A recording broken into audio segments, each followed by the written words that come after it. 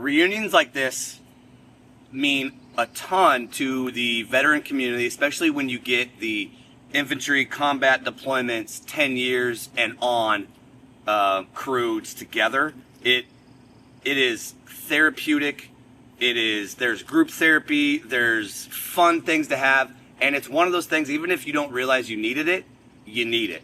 And so Semper Fi Fund offering these kind of trips is it's more important than it was 15 years ago when the GWAT deployment cycle was going heavy. Now, 15, 20 years on, we need these kind of events happening all the time. Specifically for me, this was the unit I was with when I had my bad day at work, and some of these guys probably have not seen me since that battlefield amputation, that battlefield injury. So coming here, being able to talk to me, a handful of guys were able to come over and unload something on me that's been eating them up and whatnot. There's been a lot of good growth happening here. So I think warrior reunions, military reunion events are extremely important 20 years after 20 years of GWAT. Yeah. It's really therapeutic and healing.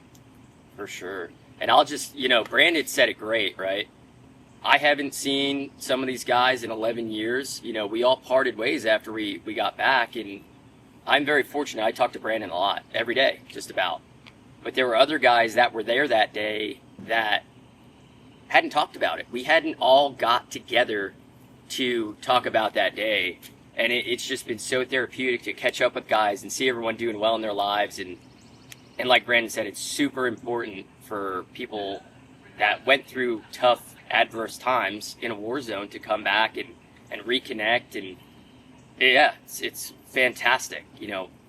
Just being able to catch up with guys from 10 years ago. Everyone looks the same and acts the same. We're just a little older, I guess. So, yeah. And you're one of the first people to show up when he got blown up, right? Yes. I was the corpsman that treated Brandon, and it just wasn't myself. There was the squad, the team, that really was critical in helping me patch him up. We went down to, not down to, but back to our instinctual training that was drilled into us. So from the time he got injured to the time we put him on a helicopter, it was like clockwork. Back to back to back. Hey, you're doing this, I'm doing this, you're doing this, and the system worked how it was supposed to because of our training. And you guys' crew was able to get back together last night and talk over the incident, right? Yes. We had the sanctioned group therapy session that Semper Fi Fund put on, and with a therapist that's a veteran herself, combat veteran. Then us just arranged, be like, hey, you, and anybody else that was like there on that mission that day, get in this room. And we had First Sergeant Grassel and Gunny and Gulo and all the dudes in there, and it was really good. We just a couple of guys were like, hey, my brain doesn't remember the timeline. What was the timing? And then someone else would be like, hey, I was on the roof over watching. This is what happened from my POV, and we were able to piece together a lot more stuff. Which again, for some of these guys, that stuff's been eating at them. Like Corporal Matson, who's one of the guys that was first on me in the compound with me. He's been mulling that over and going over it a lot. But now I can come in and be like, hey, I'm 10 years on. I'm good. I'm mobile. I'm up. I'm happy. I'm thriving. So there doesn't need to be any negativity associated with bringing that up. And hopefully he goes forward with that mentality. Well, like even you and I had talked about a couple times, even before we came here, Brandon goes, man, it'd be real cool to get, Edie, Matson, and the rest of the squad together and talk about that day and hear their perspective. And I am so glad we did that last night, because there were some things I forgot that I did when I treated him. Because I was so laser focused on having to do the job.